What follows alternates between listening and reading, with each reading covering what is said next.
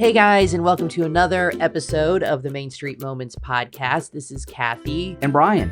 And we are going to talk about a few things today. We just want to thank all of our listeners for listening, for subscribing on iTunes and YouTube. And thank you and welcome to all the new listeners. So I wanted to talk briefly about Michael K., one of our favorite vloggers of all time. We've been watching Michael for about a year, which is about when we started watching Disney vloggers about a year ago. And Michael, as you know, just moved to Florida from Maryland. And this has been a dream of his for a long, long time. He's talked about it on his vlogs. He loves Disney more than anybody I've ever seen, honestly. And we all love Disney, but he definitely kicks it up a notch. And he's moved here. His brother Dave is with him for now. And they are living the life. They are going to Disney all the time. He must live really close to the park because they are there, I think, every day. He goes after work. He goes on the weekends. So I think it's great. And I think it's really nice to see somebody living their dream and living their best life. Because not everybody gets that opportunity or has the guts to do it. Well, you know, the thing about, Disney vloggers is we discovered Disney vloggers really just a couple years ago. And what had happened... I think it was last year. Yeah, maybe sometime last year. But what had happened to, I think it was a little longer than that. But what happened with us is we used to go to Disney World all the time. And then we stopped. We stopped going to Disney for a long, even though it's 2.5 hours from our house, we didn't go to Disney for maybe 5 years. Yeah. And I mean, the reason we didn't really is because the prices started going up. Now we're season pass holders and we go all the time. But we were planning a trip. It was our first trip in like 5 years to Disney World. And we had not been in a long time. So we went on YouTube just to see what was going on. And we found Michael K., Justin Scard, and all the vloggers. And then, after that, you find everybody. Resort TV 1, Prince Charming. You find everybody, once you start doing it, and it's a great thing. And it's given us a love of it. But I'll tell you the thing with Michael K. moving to Orlando, because you and I have been going to Disney forever. I've been going to Disney. First time I came to Florida when I was 5, it was 1976, was the first time I went to Walt Disney World. And I rode Space Mountain when I was 5. And I remember when I remember about Space Mountain when I was 5. I remember it very well because I was with my cousins and they were like 11 or 12. Were you tall enough to go on Space Mountain at 5 years old? Barely. I made it on. I remember this so clearly. I don't know. I guess because it was the first time. And my cousins, they were about 11 or 12, and they were so excited because Space Mountain was new. It opened up in 75. This was 76. Yeah. It was new. Most people hadn't been on it. And I was just telling you this the other day, Kathy. My favorite ride at Walt Disney World is Space Mountain because I guess it's so nostalgic because it is nostalgic. It reminds me of the old days the of 70s, Disney, the good old 70s of Disney.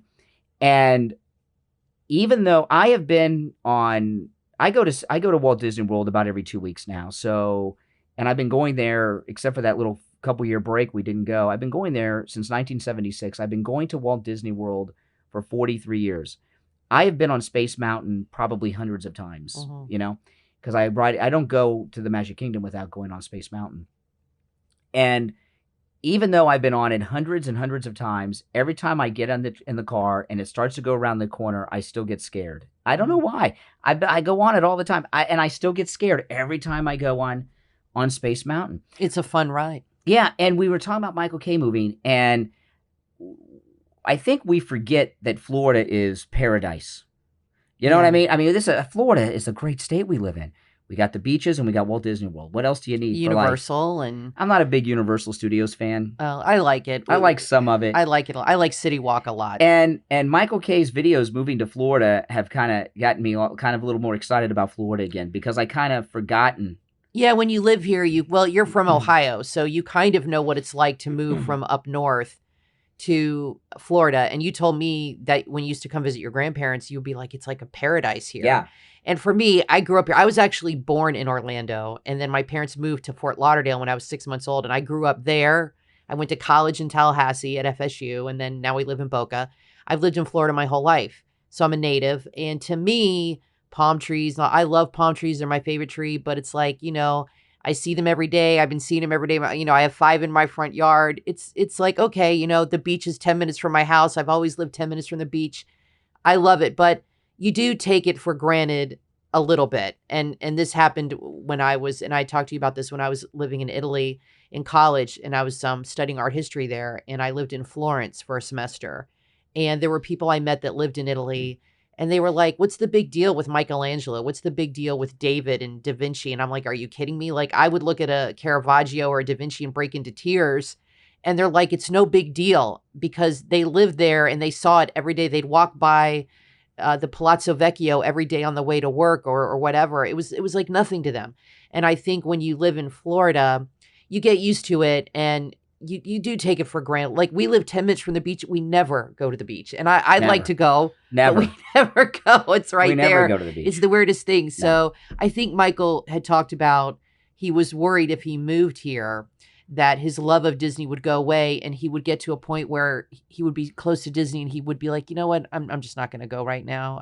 I think he worries about that. And I think that's a legitimate fear to have, Yeah. because when you do live in a place after a while, you do kind of take it for granted. But I don't think that's going to happen with Well, him. I never just get have a tired feeling. of Disney. But the thing No. with Michael Kay's all excited. It's a lot like on Doctor Who, the Doctor always has a companion. Right. And a lot of people may not know this. There's a reason why the Doctor has a companion. The reason the Doctor has a companion, the Doctor is hundreds and hundreds of years old and he's seen everything. Yeah. And the reason the Doctor on Doctor Who has a companion is because they're amazed by everything they see, and it's how Doctor Who keeps interested in the galaxy. The companion, everywhere they go, he's been there, but they're like, "Oh, wow," you know what I mean? So that's kind of how like Michael Kay is at Walt Disney World. He's like the companion on Doctor Who. He's like and I'm getting a new appreciation for it because you get kind of spoiled living in Florida your whole life. Yeah, you Yeah. do take things for granted. It is a great place to live. I love it. The weather's, I mean, it gets hot in the summer, but in Orlando it gets really hot because you're really in the middle of the state. I mean, we live yeah. near the ocean, so there's a breeze. Yeah. It's not as hot here as it is in Orlando, but when he experiences his first wintertime in Florida, that is going to be a game changer for Michael because he's used to Maryland. He's used to the snow, blizzards. You're going to have no snow. It rained. It rained. It snowed here once in 1976. I remember I was in first grade and the principal let us leave the classroom to go see the snow. I remember it vividly. That's the only time it has snowed that I can think of in my lifetime, and I'm almost 50 years old. So I'm really happy for Michael. I would like to see him use the opportunity on his vlogs to talk more about being a new Florida resident outside of Disney. Like, Publix is a big deal here. Maybe vlog about having his first Publix sub. Or that's like, to me, a rite of passage when you move to Florida, is like you have a public subs are like really big in Florida. Little things like that. I'm excited for when he's willing to venture outside of Disney eventually. And I think he will eventually start exploring like St. Augustine or the Keys or other areas of Florida, because there are so many amazing things here. So I'm excited to see that. But I think he could take this opportunity as a new resident to vlog about what it's like to be a new resident outside of Disney World too. I know a lot of people are like, "Oh, you're gonna get tired." Is he gonna like Michael Kay's big fear? I think is that he's gonna get tired of Disney World. That's what he has said. And like I say, I've been going there for 43. I'm not that old, by the way. I mean, I'm 40. How old am I? I'm 48, right? So Yeah, I was 5. we're So getting there. I'm 48. I'm Yeah. getting up there. But I've been going to Disney World for 43 years. I never get tired of it. And the thing about Disney World. No, I don't think he will either. No, the thing about Disney World, people don't realize Disney World is always changing. And That's key. And they're always adding new rides, like, and you miss them when they leave. Like I miss the Mission to Mars that became Alien Encounter, that became Lilo and Stitch. And Mission to Mars was like an incredible ride when I was a kid. Things come, things go. If you had wings, I miss that ride. That's now Buzz Lightyear. Things are always changing there. So I never get bored with it. I never do, no matter how many times I go. And I think the great thing about living there is you don't miss anything. If there's a new cupcake, or if there's like the Villains Night or any kind of new parade or new event, you get to be the first to see it. You just hop in your car, boom. If you see something online, oh, they have this special dessert just for today. Yeah. Oh, okay, boom, I'm going to go right after work and check it out. That's what's so great about living there. So I think the fact that Disney is changing so much, if Disney wasn't changing at all, then I could say, yeah, you might get a little tired of it after 5 years. But they're changing so much and adding so many new things. They really do well with that, with keeping it fresh. I've said that before. So we're happy for Michael. And with everything, I mean, you got to look at the changes, right? We've got Galaxy's Edge. Tron. Epcot is getting they're practically tearing down Epcot and The rebuilding whole it. They're doing future so world's going to much. be completely You know, I redone, mean, it's which amazing. it should be. It should And be. then when they're done with that, they'll do something new. I mean, there's always something new at Walt Disney World, and I love it. And I'm not a big fan of Universal. The reason I'm not a big fan of Universal is I don't ride roller coasters really. Okay, I ride Slinky Dog. I ride Space Mountain, but I don't ride Hulk. I'm not into that. I can't. I'm terrified. I can't ride the roller coasters there. But I've been going to Universal since it first opened, and I guess it was 89-ish, 88-ish. And I remember I found a picture online. The first time I went to Universal Studios Florida, I drove with my friends, and we parked in a gravel parking lot that is now the waterway where the boats drop you off. And, and that's even though I'm not a huge fan of Universal, although Halloween Horror Nights is absolutely amazing. Yeah, you guys go you went last year. You're going to go this year. Universal has been such a great thing for Walt Disney World because a lot of what you were seeing at Walt Disney World and have for many years is because of the competition with Universal. For example, Disney Hollywood Studios would not have been built if it was not for Universal You mean Studios. Galaxy's? No, not Galaxy's Edge. Hollywood Studios. Yeah, that's true. Michael Eisner got the idea from Universal. Yeah, yeah. So if it was not for Universal, Hollywood Studios never would have been built. Never would have been built. Disney MGM is what it was called then. Yeah, I still call it MGM. Galaxy's Edge would not be happening if it were not for Diagon Alley, and the Harry Potter wonderment of Universal. The competition is good. It's good for us. Oh, it's good man. for us. And Universal has a big announcement tomorrow, and I think they're going to announce a fourth gate because they have Islands of Adventure, Universal, and Volcano Bay, if you consider that a park, I guess. So I think they're going to announce a fourth park because they have a huge area of land they've purchased. And I'm not sure. I think Nintendo Land is going to be a part of it. It's supposed to be like Fantastic Worlds or something, and it's going to be a whole new thing. I'm excited about that. I like Universal.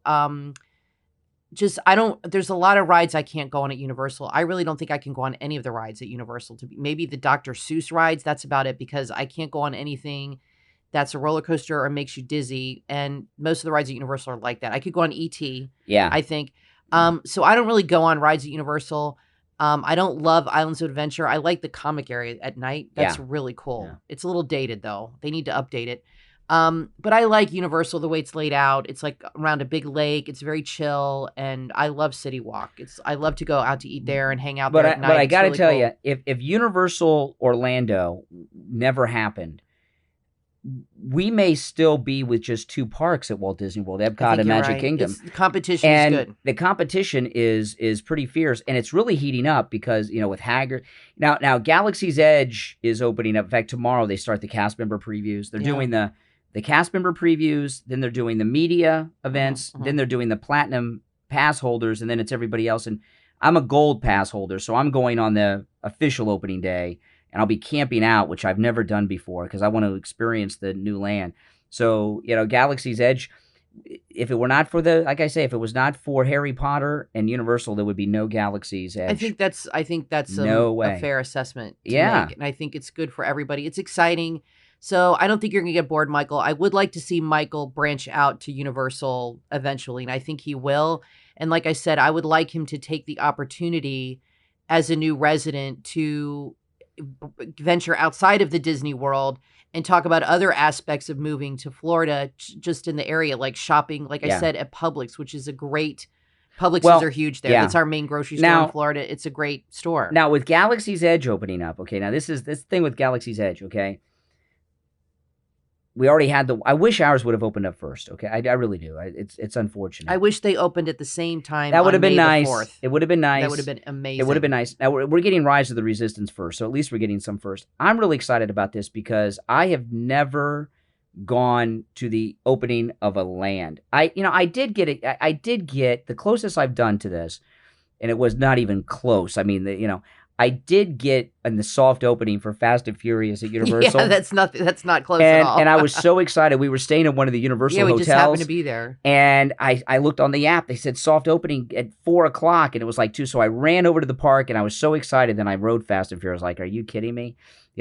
But this is the first time I've been at the opening of a Oh yeah, land grand opening. I think it's historic. I really do. And I yeah, think people that are going early, some people I've talked to are still going to be there on the opening day because that's the official opening day. And when I will say real quickly, when we stayed at the Universal and you went to Fast and Furious, we were staying at the Sapphire Falls. I highly recommend that hotel. It's amazing. The room smelled like flowers, beautiful hotel, and a great price too. Anyway, so that's what I had to say about that. And you and I were talking about, you were concerned about going to Hollywood Studios this Saturday because you were going to go there Saturday and go on some of the rides. This is what I'm worried about. Okay, because I was watching today Passport to the Parks on YouTube. Yeah, we watch him all the time. And he does a lot. And he was at Disney Hollywood Studios today, and they're all geared up for the opening, and they've changed the entrance. Yeah.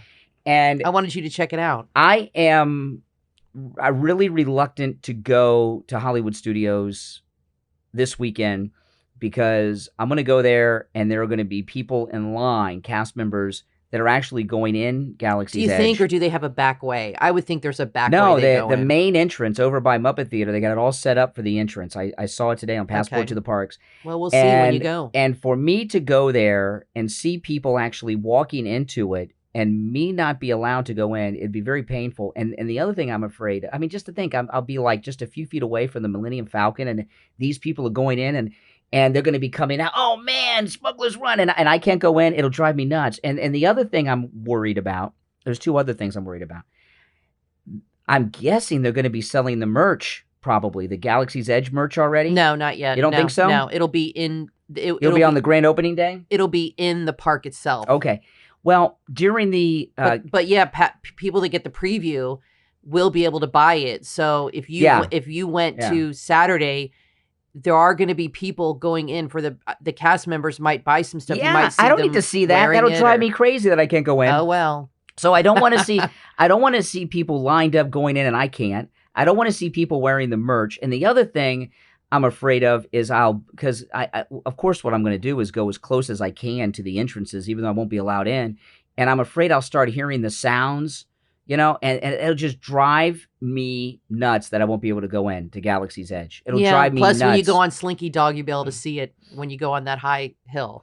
But this is, there have been new lands and things opened up over the years and new rides. Of course, Toy Story Land last year and, like the new Fantasyland. There's always been new. I mean, I remember when Thunder Mountain Railroad was new and it was a big deal. But I'd never been this excited over a land. Well, now they're like... Disney's not just, the Guardians of the Galaxy, they are going to feature new rides. But back in the day, it was like a new ride was a bit, of course, they did have some new parks. But yeah, this is it's kind of akin to a new park opening. But I don't think you have to worry about the sounds because I think Disney's really clever about hiding noises from one land to the next. Like when you're at Epcot and you walk from Italy to Germany, the music changes, but you don't even notice it. And when you're in Germany, you don't even hear the Italian music anymore. No, that's true. They do, yeah. They do a really good job. I know when you're in Galaxy's Edge, you hear blasters, which is so cool. And they say you hear ships overhead flying. I don't think you'll hear it in Toy Story Land because Toy Story Land's very busy. It's very loud with people and the rides. And it's amazing because when you're in Toy Story Land, you hear Woody talking and you hear noises involved with that. But they have a way of keeping those separate. By the way, if you need a really good travel agent to plan your next Disney trip, you need to check out that crazy Disney lady on Facebook. Her name's Tanya, and she's a friend of ours. She also does live streams and some vlogs. She is amazing. She's really friendly, and she will book a really great trip. And she goes to the parks almost every day streaming. So she lives 10 minutes from the parks. She knows that area really well, and she knows everything that's going on at Disney World. She can help you plan a really amazing trip. So that crazy Disney lady on Facebook, her name is Tanya. Please contact her to plan your next trip. You will not be sorry. She's really great. Yeah, so the grand opening of Galaxy's Edge is the first, there have been new ride openings and parks. And I remember when Animal Kingdom first opened and these things like this. I've never even really cared enough to go to the grand opening of anything. I've never been to the grand opening of anything. And, with not even like a Target down the street. No, and the grand opening of Walt Disney World, I am doing something I've never done. I am taking off work which I never do. You never do. To do this. Brian and never misses work. No, and I'm taking off work really just annoying. to go to the grand opening.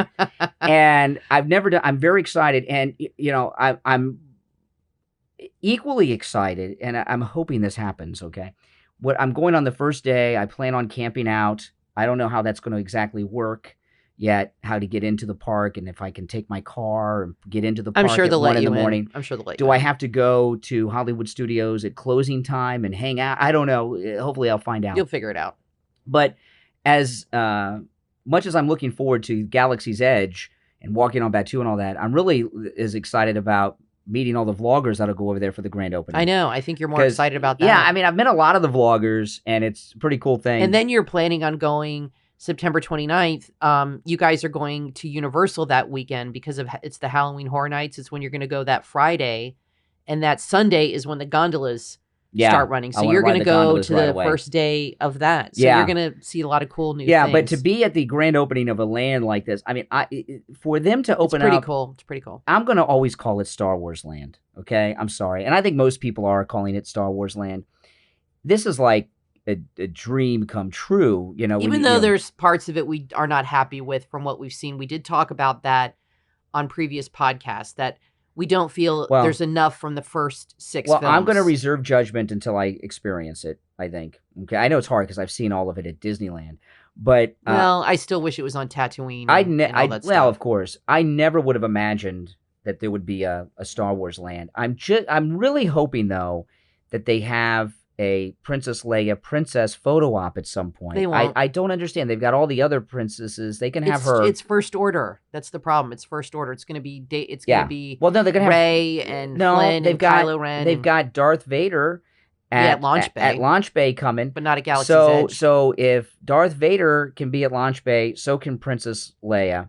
But I tell you this, okay? Now, that'd be cool. And Luke and Han. Now, there's going to be, when our Galaxy's Edge opens here in Florida, there'll be two Galaxy Edges, right? There'll be 2 of them. But here's something. I don't know if Disney has officially released this yet, okay? But I got some inside knowledge, okay?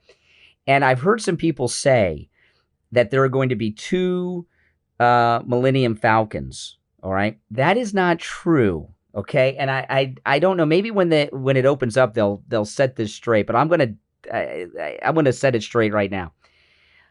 The Millennium Falcon at Galaxy's Edge at Disney Hollywood Studios in Orlando is the real Millennium Falcon. I'm glad you cleared that up. No. The one in Orlando, the one that I'm going to go to like every weekend of the rest of my life, that is the real Millennium Falcon. The one in Anaheim, California's Galaxy's Edge at Disneyland, that is an exact replica. I see. Of the real Millennium. The real Millennium Falcon is in Orlando, Florida. And just to get that straight, there are not 2. There's the real one here and the replica in Anaheim, California. I'm glad you cleared that up. Oh, yeah, that's very important. Yeah. Well, there's one more thing I want to touch on. And an article was going around. There were several articles. Apparently, this woman put a Facebook post ranting about childless millennials, how they don't belong at Disney. And she had a post on Facebook full of expletives and everything. She was not having it. She was very unhappy that some millennial got to see a princess before her son or something like that. So she was very upset. And what's shocking, I don't care what this woman thinks. This is her opinion. It's her Facebook page. She can say what she wants. I don't know why it went viral and why dozens of national publications chose to write about this.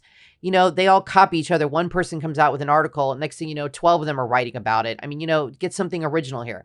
But it did strike a big debate on Twitter. People were talking about it. I put it on my Facebook page. I did take it down because it was everywhere. I'm like, I don't want to be part of the problem here. But I did take it down. But people did have some comments. And of course, everybody thinks she's a lunatic. And Disney is for everybody, obviously. But you had an issue last time you were there with somebody mad about a kid being there. This was nuts. Okay, so this was a couple weeks ago. I was at Rope Drop at the Magic Kingdom. And I was waiting, and because I was waiting to the right of the castle in the hub because I wanted to get on the mine train without having to burn a fast pass. So I'm there at Rope Drop. And if you're at Rope Drop in front of the castle every day, they put on that really cool show with all the princesses really and Mickey and Minnie and the fairy godmother. It's really cool. And it's a lot of fun. There was a lady standing next to me who was like in her late 50s, close to 60, and she was getting very upset. There was a guy a few feet in front of her who had like a 3 or 4-year-old son that was on his shoulders. And this woman was just having a fit. She was saying, she was with her family, and she's like, I can't see anything. This guy's got this kid on his shoulders. I can't believe it. I can't see anything. And she was talking really loud, like I'm sure the guy heard. And, Well, that's why she talked loud, so he would hear. you know, a lot of times at Walt Disney World, people are not that rational. Okay, they lose their cool and That's everything. true. It happens a lot. They get upset. And you'll see this from time to time. And this woman was totally out of her mind. The guy with the kid on his shoulders had a daughter who was about 11. And this lady starts talking to the daughter, the 11, 12-year-old daughter. Which is insane. No, you're supposed to talk to the parents. You don't talk to the kids. You don't talk to you don't get nasty with somebody's child. And she says, could you tell your dad to take the kid off the shoulders? I can't see anything. And the father, then he had enough. Okay, he was ignoring her. But then he really had enough. And he turned around. He said, he can't see anything. He says, move, lady. And the lady said, I just can't believe it. I can't see. And this woman, his son is probably what, like 3.5 feet tall, 4 feet tall. This woman who's almost 60 thinks that she should see the fairy godmother, the princesses, Mickey and Minnie, but the 4-year-old kid should see nothing, but she can't. Exactly. And it was so bizarre to me. That is bizarre. Well, and then there was a story how a woman was at Hollywood Studios and she didn't get her fast pass or something, and she actually assaulted a cast member, which is insane. Oh, the Tower of Terror? Started banging on buttons. Oh, that's She's great. been banned for life. But, you know, Disney does not always bring out the best. I shouldn't blame Disney. Sometimes there's just jerks that go to Disney. But, you know, keep your cool. I think part of the problem is people are spending so much money at Disney World that they want to get their money's worth, and they feel they're owed the most perfect vacation. Yeah. And if they don't get a fast pass, somebody's going to pay and hear about it. You were there a couple weeks ago at Magic Kingdom, and you had the wrong date on a fast pass, which was my fault. Yeah. And the lady told you, and you didn't pitch a fit. You didn't lose your cool. You said, okay, I guess I'll have to come back on the day it's here. Yeah. And you went back 3 weeks later. I've vlogged about it. And you went back 3 weeks later and used your fast pass.